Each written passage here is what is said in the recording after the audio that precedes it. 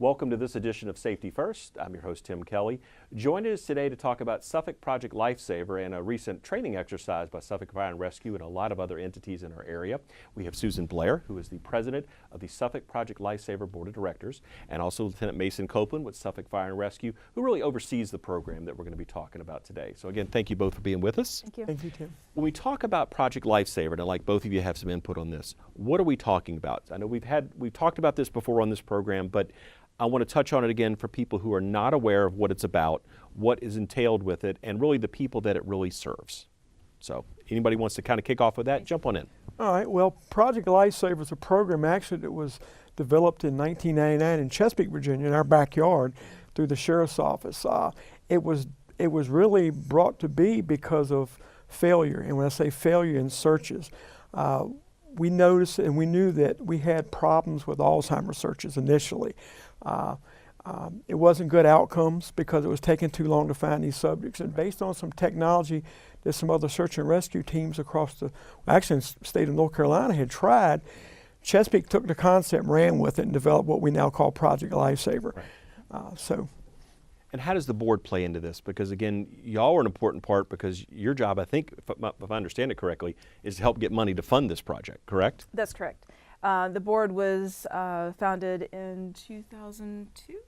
A little bit later in the year. To help kind of bring more awareness into the community and also figure out ways to fund it, because this is a free service to the citizens Correct. of Suffolk. So we needed funding to, to keep that going. So that's where the board comes into play. We meet once a month. The board consists of, I think there's 12 of us on the board. Right. So we get together and talk about what's going on, and then also we're in the process of planning our fundraiser, which is coming up May the 5th. Well, let's talk about that fundraiser in a second, but I'm curious, what got you involved with Project Lifesaver? What pulled you into the organization? I am also part of the Pilot Club, Nancy River Pilot Club. Right. And the Pilot Club was instrumental also in pulling this together as far as bringing Project Lifesaver into it, because the Pilot Club deals with brain-related injuries and illness. So it works because of the Alzheimer's autism piece with the Project Lifesaver. Right. So that's how I got involved, was one lady rolled off of the Project Lifesaver and I rolled on. Very and good. It's one of the best things I ever did. It's a great board to be on. Right. Very good. Well, the fundraiser you talked about that's coming up, talk a little bit about that and how the public can participate. The fundraiser is coming up May the 5th. It is the Kentucky Derby Party, which will be held at the First Lady. We did it last year. Very good. And it was very successful. It's a lot of fun. We actually watched the race. Ladies come dressed with their hats. We have live auction. Last year, our live auction was Lieutenant Joe Kenda for Homicide Hunter. His wife is on the board. Kathy is on the board with us as well. And the big prize was in the live auction was a private dinner with him to ask him anything you want. And it was for 2 couples. Very good. And we had a lady, she didn't care how much it cost. She was going to get her dinner with Lieutenant Joe Kenda. And it was a great time. We had the dinner and everybody had a good time. So he has graciously agreed to do it again. Okay. So if you want to come meet Lieutenant Joe Kenda, you can come out on May the 5th, get tickets online at projectlifesaver.org. Very good. Okay. And we will have tickets on sale shortly. Yep. Now, the money that I know that's raised here, as far as what it goes to fund, because you mentioned earlier the fact that there is no cost for the people that participate in the program. So what are we funding through that? I know there's batteries and equipment that really we're talking about, right? And that's basically what we're the equipment we use for the program, the transmitters and the receivers to track the signals, or our only expense, and it's the biggest expense naturally. Right. The transmitters, if we have a new client come in the program, we're spending approximately $300 of equipment just to get that client in. The receivers, in which we have 2 at every fire station in the city, are about $1,400 per unit. So there's definitely a cost. We are right now currently the only city or county in the region that does not charge for this program. Okay. The reason we're able to do that is because of Susan and the board director's efforts. Most municipalities do not have a volunteer board, and a municipality can't fundraise. That's illegal. Right. So that's how we're able to get by with it. So we've done real well. They've done an awesome job with fundraising. And their other job was, when I put the board together a few years ago, was not only fundraising but community awareness, because there's still people in our city that don't know the program exists and have the need for the service. So. And again, when we're talking about who are some of the clients, what do they represent? I mean, because it's not just one type of of issue that they're dealing with that needs this type of service, there's a variety of ones that are kind of covered under the umbrella that Project Lifesaver covers, correct? Correct. Yep. A lot of times, most of our members are ones that suffer from Alzheimer's and have a wandering issue. We have more children that suffer that are on the autism spectrum that also tend to wander. So we've got two primarily groups that we service through this organization. And about how many people, do you know about how many people y'all serve as far as this project serves right now? 69. 69, okay. As far as someone wanting to get signed up, say they're watching this program and go, okay, I have need for that type of service, who should they be contacting and how does that process work? They can contact me via the office at the fire station on Kings Fork Road, and that number is 514-4550, and then it will be transferred to my line. Currently, that's what we do. I've got an application process. Again, there's no fee, but we do have need to get information on the individual going in the program, including medical history, because since we are fire and rescue, we do run EMS. That's right. And should we have a search for these individuals, if we have some background knowledge of any medical conditions other than the dementia or the autistic spectrum or anything else, that helps us. So we're prepared when we find the individual. If there's other medical issues going on, we're prepared for that. Now, when you talk about equipment, some people think, am I wearing this, like a toaster oven on front? But it's not that cumbersome, is it? It's about the size of a wristwatch. Okay. It can be worn on the wrist or the ankle. And the reason I say that, a lot of children in the autistic spectrum, depending on which end of the spectrum, some will not tolerate anything on the wrist, jewelry, anything of this nature. In Alzheimer's patients, we found that when they get into latter moderate stages or early severe stages, they get fidgety, they forget why it's there, they get agitated. They'll try to get a way to cut it off, remove it.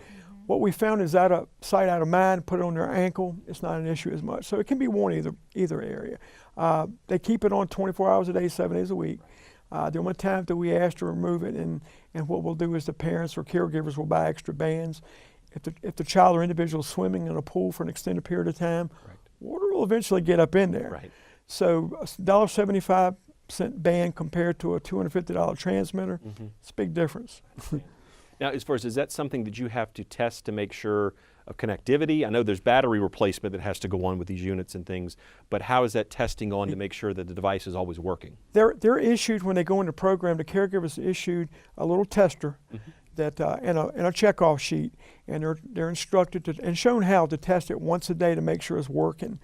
Basically, it's a matter of holding the tester up to the transmitter. If it's working properly, a little red light blinks. Once they see that, they know they're good till tomorrow. Got it. If there's a problem, they're instructed to call me immediately for an equipment issue, and we'll go out and handle it. And we're prepared when we go out to either replace the battery in the transmitter, replace the battery in the tester, or replace the transmitter if the transmitter is bad. So it doesn't happen often, but every once in a blue moon we'll see that. And then it's fire and rescue personnel that are going out doing this, and they have a rotation to make sure they're covering it and everything, the equipment is kept up to speed, correct? Because we're the ones searching, so we want to make sure it's working. I understand. Now, how does the training work for the people within the fire and rescue department in the event that you had a call out because of this? How many people are trained to be able to know what to do with the equipment and work it properly?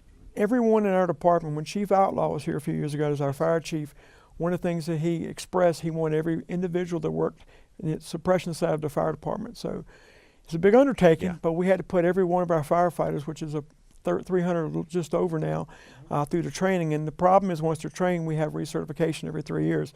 We just completed the recertification process for the 3-year period to come due. So everyone's trained to do it. They have a classroom portion, which now, fortunately, with technology is done online. But then they have practical testing where they have to go out and they have to find 3 transmitters within 15 minutes. And we make it harder for them because we're using a transmitter the size of a quarter, just hidden in grass, hidden in bushes, hidden in trees. And our thought process is if they can find something that small, they can find the individual wearing it. Now, when you talk about training, I know recently we had a search and rescue operation training, involved a lot of agencies, so it wasn't just Suffolk Fire and Rescue there. Talk about how that went, maybe some lessons learned, some basic things, what came out of that, and really the purpose that serves. Well, we do these, or we try to do these about every 3 years, and what we call is a full-scale exercise or simulation. This year I did one thing differently than I did 3 years ago. I brought in 2 agencies that would be supporting us and assisting on a search. The Civil Air Patrol in Gates County. Gates County's search and rescue team is right across our line. They're bordering agency to us. So what we did is we set this particular exercise up with all these agencies, as well as Tidewater Search and Rescue, Piedmont Search and Rescue, 4 canine teams in the area, Canine Alert, which is out of the Richmond area, Dogs East, Greater Atlantic Rescue Dogs, and TriSAR, which is around the Westmoreland County and that portion of the Middle Peninsula, Northern Neck, and that area. We bring them in. We train together from time to time, but we bring them in on exercises because we want to evaluate several things. Number one, the Unified Command System, which in our city, our fire and police, we have a joint search and rescue team. But when we're doing this, dealing with now multiple agencies, when you're talking Unified Command, you have different people at the table. So we evaluate that as well as the operations and coordination of resources and how they're implemented. And I can say as a director of this one and evaluator in the past, I was very pleased because there were some resources that were brought in that we utilized that I had the scenario set that they would have to use the right resource, otherwise it would be a lengthy process, and they were spot on. The management people did an awesome job. The reason we do this again is to evaluate to see where we need to redirect training. Right. Where the bobbles, there are always bobbles, but I was very proud and of the effort that we went forward with, and how well they did. So, like I said, we do this periodically. It helps us test our resources and redirect our training efforts. Well, very good. Again, and make sure that Project Lifesaver certainly functions as it should. Absolutely. In the event there was a call out or an incident where we're looking for someone. So that, again, that's right. Great to know that the resources are there, the people are trained, everything clicks and works together to make sure we have that positive result, which is finding that person within a timely fashion so that we get them back to their loved ones and any kind of medical attention they may need as a result of that.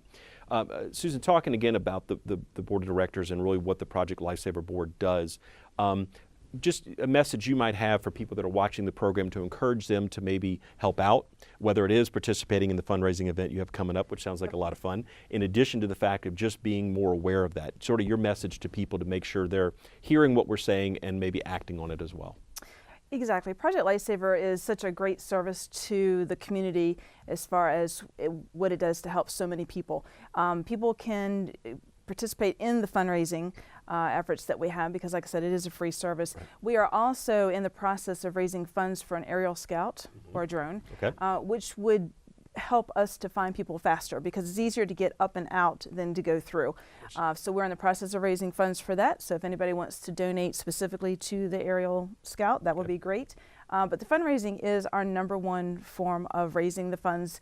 Like I said, again, it's May 5th. It is a Kentucky Derby party, and other people do donate throughout the year. Periodical, donations are always accepted. Sure. So that's really the biggest way the community can help us out is through donations to keep this a free service for so many people that need it. Very good. And Mason, before we finish up the program today, I just want to have you talk about it from the fire and rescue side, the fact that a situation happens, you have to go out to do this, the importance of getting people that need this service in the program, and obviously making sure that the program is really brought to the public's attention just in general as well. Well, absolutely. And other than that, which is more important to me, other than finding and bringing them home alive quickly, safely, from a bean counter standpoint, and everybody has to think about that, save the citizens a lot of money from taxpayer dollars. Right. It's ironic that the program was developed to aid in search and rescue, but at the same time, search and rescue is a fail-safe so that if something happens with the equipment, it's damaged, cut off, search and rescue, we back each other up.